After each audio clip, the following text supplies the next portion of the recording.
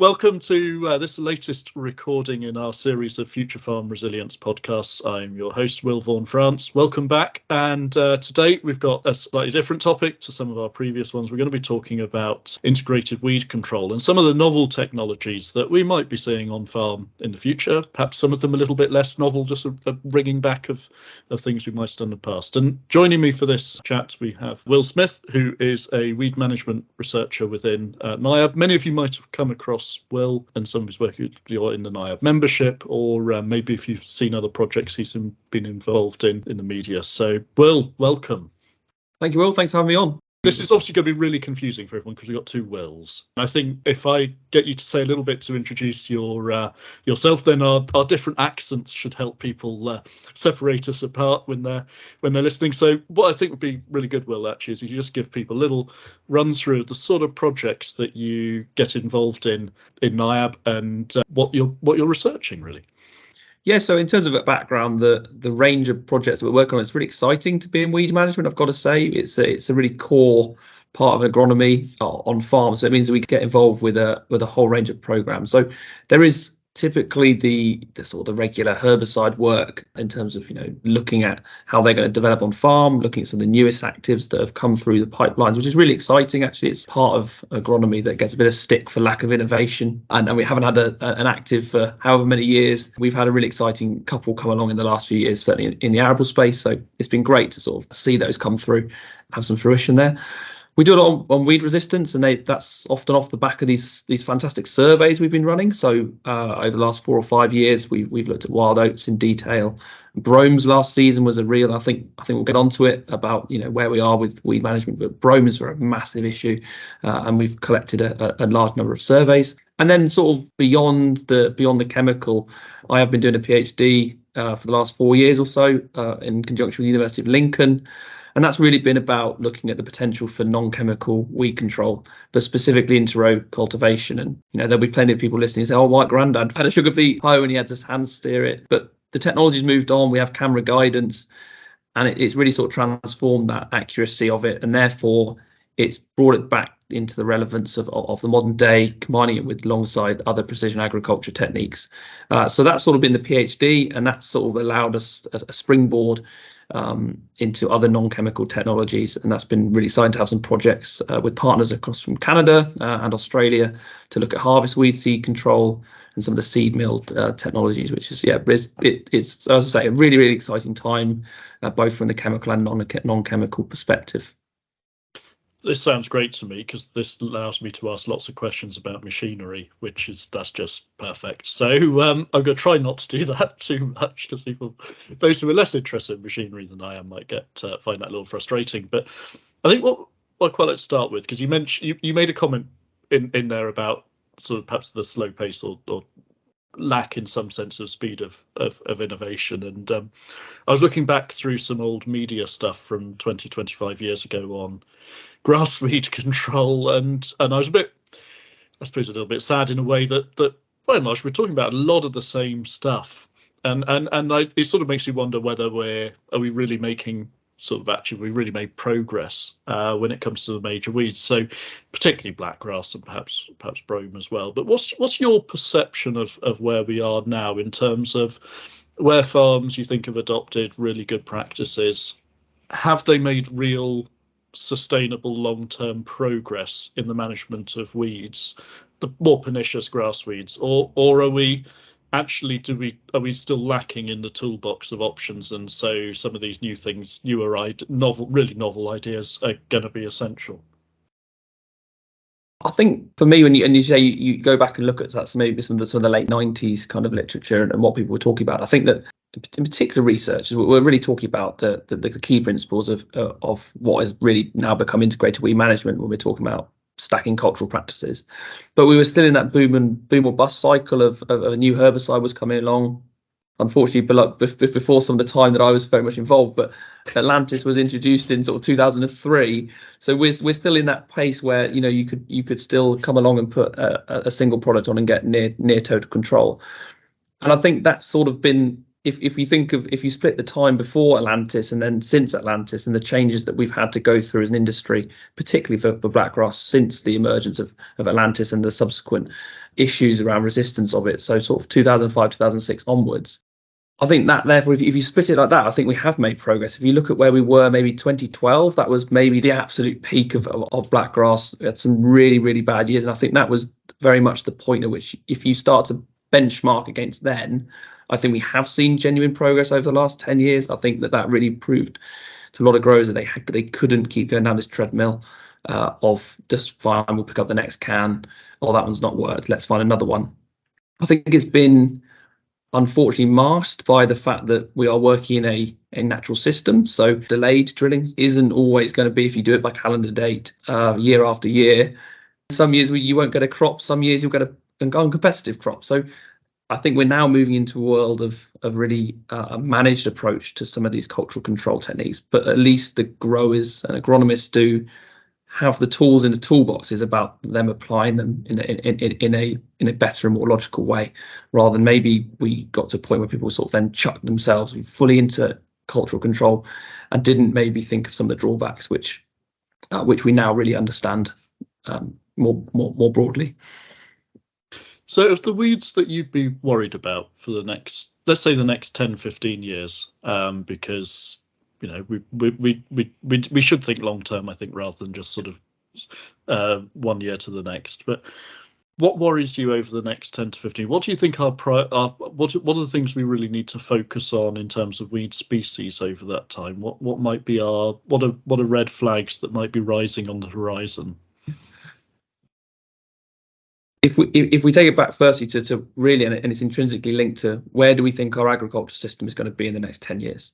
Because particularly for weeds, the system is what is going to drive not just the abundance, but also the range of species. So if we assume a direction of regenerative agricultural principles, whether that's in totality or in certain parts of it in isolation, so we're going to look at direct drilling, we anticipate more diverse cropping, and whether that's cash crops, just more diverse cash crops, but it's diversity in the rotation. So whether that's pushing into non-farmed areas as much as the rotation. But if you think of those two in particular, I think we're going to see more diverse weeds creeping into our system. A lot of that might include things like we're already comfortable with or relatively comfortable with. So the bromes, I've already mentioned that maybe last year we saw a big pickup in them. I think we'll continue to see that, where in direct drilling systems, they seem particularly able to persist because they're coming in from hedgerows and they're being brought into the field and further into the field. Although they seem to be quite short-lived in the soil, you've got these, because they're not being ploughed down, they're remaining on the level. So brome is going to be a big concern. Again, some of those more diverse weeds, the weeds that we picked up in other areas of the rotation. So we have seen evidence of truly invasive species, so things like echinocloa coming in through some of these diverse seed mixes that we're growing for excellent reasons, putting into our cover crops, putting into bird seed mix over winter. We are seeing truly invasive species, and we need to be very mindful of those. So it's going to be a range of species that we see. I think the other thing that we can't overlook is, where is regulation going to take us in terms of the pesticides that we're allowed to use? There are generally, it's a generalization, let's start with this, but our control of broadleaf weeds is very easy, in inverted commas. You either have pendimethalin in the autumn, in a cereal crop, and yes, absolutely, in a cereal crop, and let's focus on that for now. But we've got very easy control of broadleaf weeds in the cereal crops. You haven't got them in the broadleaf crops, and that's why we are starting to see them grow. Things like Burr Chervil, as one example, and even some of the things like thistle. I saw some really exciting broadleaf weeds down at Hinkston. If you've been to a diverse weed day, so like cudweed was actually quite abundant. I'm not sure I'd heard of it. I don't know whether that might test to that, but yeah, that might test you as an agronomist if someone's picking out cudweed. But I might Google some pictures later just in case, avoid embarrassment. But I remember an agronomist saying some time ago that, and I thought it was an interesting way of looking at it, was you should control your broadleaf weeds in your cereal crops, and you should control your grass weeds in your broadleaf crops. And that's kind of a little bit of where we are in a sense, isn't it? Because actually those broadleaf crops give us some interesting grassweed options in control because of their drilling dates, because of different chemistry, because of the way they perhaps competitiveness, harvest date. And then of course the cereal crops are more challenging for those grass weeds, but give us great opportunities to control broadleaf weeds. Trying to control charlock in beans or in oilseed rape, it's not the easiest thing. There are tools, but it's not the easiest thing to do. So I don't know. Is there any? I mean, do you actually see any logic to that, and a role therefore for actually that crop diversity is quite perhaps something that becomes more important as we go forward? It is absolutely going to become more important. I think we're in a world where oilseed rape crop is not a reliable crop by any means. For a lot of growers, it is often a bit of a hit and hope, and often we farm it that way. Yes, probably that. Yes, an overemphasis on the word hope. Yes, hugely. A lot of fingers crossed, and I think that's when you talk to a grower in August and have you gone around the oilseed rape, is very much.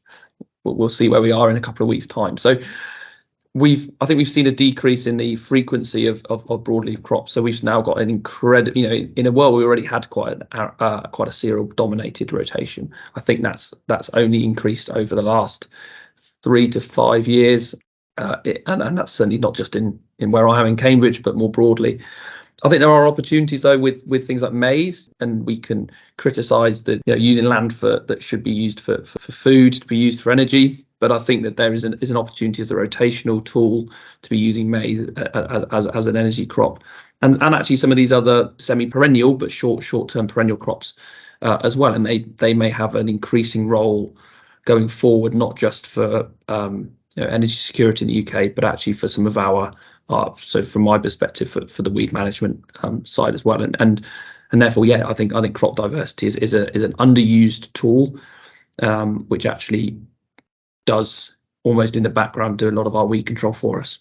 It's quite a tricky tool, isn't it? Because we had this discussion in an earlier podcast with Colin, looking at novel break crops and unusual, so perhaps the potential future of some of these break crops, most of which are broad-leaved ultimately, barring oats, and they all present quite a lot of risk. And I put in a load of different rotations into a spreadsheet, looking at margins and operating costs as well, and getting an operating margin. And of course, the problem with asking a spreadsheet a question is that you get an answer you don't particularly like, because it came out saying the best over 5 years, the best option was continuous milling wheat, which there were many reasons why I didn't want to go there. But that's what happens when you ask a question of a spreadsheet, that you get an answer that might have some problems. If we're having to focus, because actually the profitability and risk is driving you more down the line of successive cereal cropping, there are perhaps other ways of bringing in diversity, so catch crops, cover crops, because some of those, with the spring cereal crops cover roll, but then I guess also some of these perhaps slightly more unusual technical ideas like seed destruction, or some rather old-fashioned but actually quite neat solutions like inter-row hoeing. Yes, absolutely. So it opens up all those. It's going to force us to look at those routes, and I think that's why, admittedly, I don't want to say that I was the trigger for a growth in everybody investing into row hoeing, although I'll take it if I'm given it. But at the same time, I think that really does show where we got to the point. People are at the end of the road, and they are now far more open to genuinely open to looking at these techniques. Taking inter-row hoeing as an absolute classic. In the spring, for our, excluding brome, but certainly for blackgrass control, there is borderline nothing that we can do. You can put your Atlantis on, and that's almost, the chance of getting really good control now are very, very slim. So now we've taken that physical time period out of the calendar year for control. We now need to find an alternative, and that's where. So then we've already lost that diversity just by losing Atlantis in the spring, which is not the best place for it anyway, but that's where people were using it. You've lost the diversity of control in a time sense. So inter-row cultivation fills that gap. In the spring, we can now go out and do something about our blackgrass. It also fills it from a it's a completely different type of control. So it's a physical control. You are ripping or burying and cutting the weeds, and that's causing their mortality. So it's a very different, if you want to talk about it as a mode of action, completely novel. It's a novel mode of action. So we can add another one of those. Have we got a risk of resistance to crops having, weeds having their roots cut off? I mean, can they develop resistance to that? It seems like it's perhaps a little bit more of a long-term measure, perhaps. I think for cutting, I think we would struggle. I think what you do see, but I think it's a serious point. I think it's we'll talk about, and it's sort of often the back end of a seminar. Someone at the back wants to ask, what's the resistance to spring cropping? And I think all of these sort of non-chemical. Did you spot that was on my list of questions? Because it was one of the next things I was going to ask. Was actually here. What is the risk of resistance to cultural measures? Yeah. And I think for me, if I just I'll take your joke about the cutting the resistance, but I think the issue there more is that if we have this more diverse weed spectrum, let's say, on the whole, so that's including some broadleaf weeds, there are going to be weeds in that have root systems that don't lend themselves to mechanical weeding quite the same way. They might be able to reroot better, reroot quicker, and I think we've seen that in some of our work. If you implement a single tool on a range of weeds, some of them won't be killed in quite the same way or quite as effectively, and that isn't any different for intro cultivation. So I think that's the first part. I think in terms of the genuine cultural controls, so something like sowing date or maybe cultivation. So I think firstly, cultivation maybe less so. I think if you're going to bury a weed seed, I think it's not going to germinate. They might persist in the soil bank, but not as a problem to the crop. For something like drilling date, I think there is a genuine risk in some weeds that you are going to see shifts in the trait. So if you've got a heritable trait that is inferred from drilling date, so something like vernalisation requirement, if you're spring drilling and you've got a weed that may have a mixed level of vernalisation requirement across the population, you are probably going to begin to select for weeds that have a lower vernalisation requirement within that population. Over what time frame that's going to take place, I think currently is going to be difficult. And the way you mitigate that is by going back to the aforementioned diversity. So instead of spring cropping for what might seem like eternity, and it might only be 3 years, yes. But probably the bank manager might think it's eternity, but certainly the ability to go for 3 years. Are we going to see significant shifts after 3 years? I think that's unlikely. And if you do, you can revert into winter cropping, and all those there's going to be a fitness cost or some sort of cost, and that's going to be combated by going to winter crop. So I think there's risks of it happening. I think the ability to combat it is much easier than just combating a resistance, like a typical resistance to herbicides. Yeah, because you can move it both directions over time as well by deploying the measures. Absolutely, differently. I was interested when you look at some of these things that come into broadacre cropping when there's a limitation on the availability of successful chemical measures or reduction in them, that they perhaps come from sectors which have had to rely on non-chemical measures for much longer. And of course, if you were a high-value veg grower, there's nothing novel about an inter-row hoe, indeed actually an inter-plant hoe, as they might hoe between the plants down a row as well. What's the contribution it's made on some of these, particularly perhaps blackgrass situations, but maybe for other weeds as well? How significant is its contribution? I think rather than necessarily weeds, I think in cropping systems. So I think in horticulture, it's a much more readily accepted technique. They've got limitations around some of the MRLs if they're in fresh produce, and therefore even if you're not organic, you may be able to use a pre-emergence herbicide. You've still been relying upon mechanical control for some time.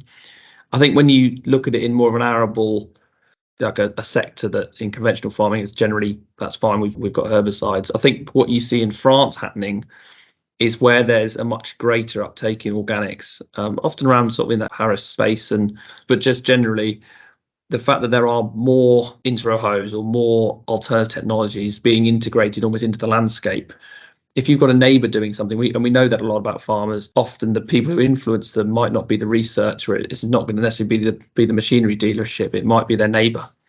And where in France you've got sort of greater resolution of non-chemical weed control going on, that's naturally going to drift much quicker. Whereas in the UK, you might have one organic grower and they're completely surrounded by non-chemical growers, and therefore the learnings and the conversations maybe don't open it up so much. Whereas I think we're now beginning to see more openness, more of these technologies being used. And again, maybe breaking down of that stigma from conventional to organic, where actually we are fundamentally trying to achieve the same goal to some degree, and a less polarized debate around that, which is really positive.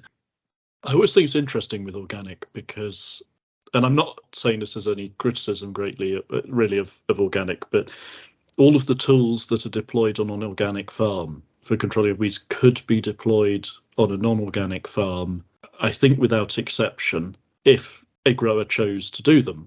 That's not the same the other way round, of course, because you have things you're specifically barred from choosing. So it's quite a sensible place to go and learn from, is the organic sector, because it's having to do things with tools taken out of the box, but it doesn't have any new tools necessarily added to the box. And that's not said as any sort of criticism of it as a system at all. But that's surely a good place to learn. Yes, I think it is. I think that we need to always remember that, well, for me, certainly one of the biggest tools that organic growers use and have in their toolbox is multi-year lays. You know, they often, not always, not absolutely entirely, but they often have livestock integrated, whether themselves or through a neighbour sharing scheme. So they often have multi-year lays where you have zero seed return. And I think that that's one of the biggest drivers for me in organic agriculture. Yes, they plough a lot, so do a lot of conventional growers. Yes, they drill later, so do a lot of conventional growers. That those things are common, but what a lot of conventional growers don't have is these multi-year lays of no seed return or opportunities for no seed return. And I mean, for me, that's an opportunity around, you know, some of the SFI elms coming into it, is that you might get, well, historically, there wasn't enough of a market to take your farm or portion of your farm out for a couple of years. Maybe we're now at a point, if you pick the right options, that you can do that, and that can really contribute to weed management. It seems to me also is that in an organic system, those 2 or 3 years of perhaps clover lay are being used productively for livestock and are therefore a harvested crop, either in a grazed form or cut, but they're harvested in some sense. Where in the SFI settings, they often an unharvested crop or mid-tier. So I'm thinking, for example, AB15 here, which can have the exact opposite effect of being a blackgrass multiplier if it's allowed to seed, which it probably will be. And then you have a massive seed on the surface for whenever you return into cropping. So you say they're picking the right option. I mean, that's got to be the most essential part of this if you want to use the tool to get rotational diversity that's going to help you with technical challenges. Yes. Yeah. So that real attention to detail, I mean, that's that post 2012 thing. I think people are far more prepared to do something for weed management and see that. Some people see it as a negative, but what is driving your system? And actually, unfortunately, weeds and their presence does actually drive your system quite a lot. Largely, that is what's driving your organic system. That's why they're ploughing a lot. That's why they have these. Yes, they are fertility building lays as well, but they also have a very core role in weed management. And that's, in the past, weed management wasn't worried about because you can put a herbicide on, therefore the system could be driven by other factors. When that's lost and the balance in the system is put back onto another factor, it's taken a long time for us to and readdress the sort of the drivers, whether you like it or not. That's kind of where we sit now, I think. I want to introduce another angle on that, which I think is interesting in relation to the role of those, for example, fertility building, grazed, effectively harvested in another form, that they have no seed return or very more minimal seed return. Yeah.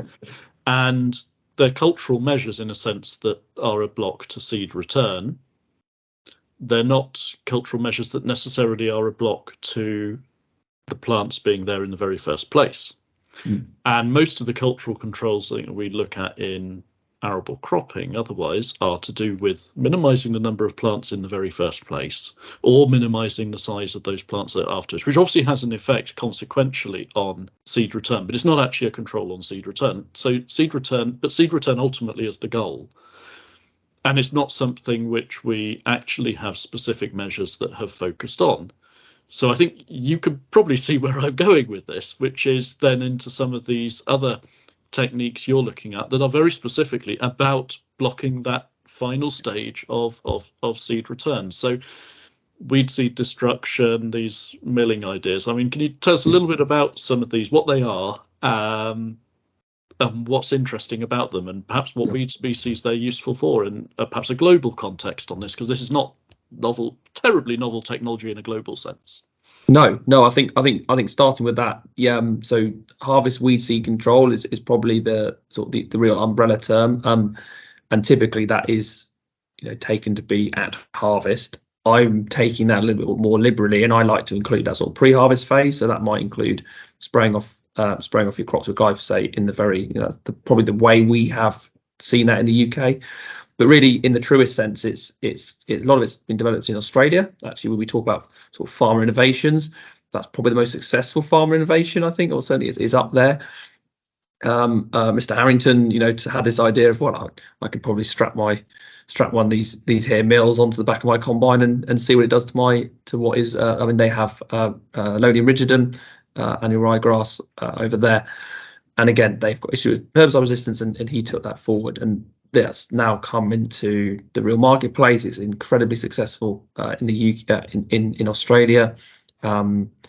It wasn't the only type, so seed mill really is the epitome of it. We trialing chaff carts, so where they're just taking the chaff away, burning it, but also chaff lining in an environment that's quite hostile. If you imagine some of the wheat belts in Australia, leaving the weed seeds on the surface to be exposed to sort of over 50 degrees, I presume in the very UV and things like that. Absolutely, yeah, all of that. Basically, you're trying to irradiate them with the climate. Precisely, yeah, exactly, and also largely you're centering on the tramlines where they could, often they haven't been known to windrow burning as well in those spaces. I think something, again, let's bring back stubble burning is often, it's probably the second question after cereals, after when should I have burnt sprayed off my fields of blackgrass. But to which I assume the answer to the latter is, well, you should have already done it, and the answer to the former is maybe, you maybe need to be patient for a very long time on that one. Absolutely, yes, yeah. Go and sit on your hands and don't flick your light around the straw, particularly in these dry years we've had. But so largely coming from Australia, and then what they're really doing is they're targeting, as the name suggests, any weed seeds that are remaining at harvest, so they haven't yet shed, and it's sort of taking advantage of that niche which we just haven't really exposed, and partly because we've not been driven to. If you have successful control from herbicides, you don't have weeds standing in the crop. So now that's failing, and we're almost sort of starting to see a new problem. We now need to find a new solution for that problem. And so seed mills, they are grinding the seed, they're splitting the chaff, which contains the majority of weed seeds, if they exist in there, and then passing it through a set of mills, which is impacting and crushing the seeds so that they're deemed unviable, and incredibly successfully. These are over 95% effective against most weed species that have been tested. So in the right scenario, they're incredibly effective. But I guess the weed's got to be there at the time of harvest. So what if the weed seed's going to shed earlier? What do you do then? Exactly. So what's the number one weed probably on the lips of most farmers? It's blackgrass. Is it there at harvest time for the majority of growers? No, it isn't. So is it a technology for right now for widespread growers? Maybe not. But it could be, it could make a real difference to those growers with something like Italian ryegrass. We see it as above all, a new herbicide is brilliant. This could be absolutely transformative, and we know there are growers that are using it. It comes a little bit down to a mindset shift as well with some of these technologies, not just harvest weed seed control, but whereas in the past you put a herbicide on and you have less weeds and you think brilliant, you've almost got a very short gratification period. You put it on and you feel fantastic about yourself. Harvest, and that's great. And I think we do live on this, very short cycle of and then it's not just in agriculture, is it? You want the latest chocolate bar and you feel fantastic, and maybe I'll have another one. You live on this much shorter cycle. There is a decline in the level of utility you get from each successive chocolate bar, which is something I've learnt over time. It's an experiment I've repeated many times as well. Yeah. Perhaps when you've got I'm just thinking of another technology, for example, because, with my looking at machinery, thinking, isn't that interesting? I mean, what about something like is it the top cut? The massive grasshopper. And you've got, particularly for weed species that are sitting above the crop, I mean, two harvests. Absolutely. Weed surfing is not in itself that's not a new thing. Again, go back to the organic world, and that's been, weed feed control. With exactly, yeah, absolutely. So it's something long-standing part in that cropping system. This again is another farmer innovation, and they've put the two together to collect the seeds, which is bringing a lot of flexibility. Whereas you've often might have had a week to do it, certainly for blackgrass, a very short time frame before shedding starts, and it's above the crop in a space. So again, it's a technology that can be readily deployed, but probably not necessarily across a wide acreage. But it does at least let you bring some diversity into some of your crops.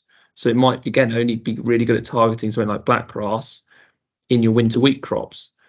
But that might mean you're doing your inter-row hoeing or your seed milling in your winter barley crop, because actually blackgrass, there is significant amounts of seeds remaining in your winter barley crop, which we've again shown this last summer with some of the survey work. So we're in a position now where we really need to join up our technologies and our control techniques far better with the opportunities. And the control technique it doesn't allow you unlimited a number of opportunities anymore. And it's the same, and that's the same for herbicides. The newest herbicides have been focused on blackgrass and ryegrass. They're not giving you the same level of brome control as some of the predecessors. So, and I think that's one of the reasons why we saw something like lots of brome come this year. People wholesale changed to some other chemistry, maybe dropped other effective parts out. So therefore, we need to look at, well, okay, if we're not going to control the brome with this, what are we going to control it with? And we're not getting as much wholesale weed control through one mechanism. So therefore, we're going to have to diversify mechanisms against the diversity of weeds. I think that's actually a nice way of summarising where we are, that we need to diversify the mechanisms against the diversity of weeds. And that hopefully summarises actually quite a lot of this conversation that we've had in what's quite a wide-ranging area. I mean, I'm really quite actually excited because I think it's nice to see some non-chemical, quite diverse options coming through, perhaps using some of the schemes that are available, give us the opportunity to actually work those into how we produce some more sustainable systems for weed control, for disease control, for pest control, and above all else, hopefully for economics as well, that there might be actually some ways of balancing a profitable rotation rather than just having a lone sort of individual profitable crops that then have to try and shore up things that are rather more risky or don't work. So I think that's a great, and I think we'll probably sort of draw to a close there. I hope everyone listening's enjoyed listening. I'm really grateful for Will for sharing his knowledge and ideas with us, and grateful for your time, Will, in doing this. We've got some future podcasts planned to be recorded. We're going to do a similar one to this on integrated disease control and talk about things like blends, for example, and in disease control.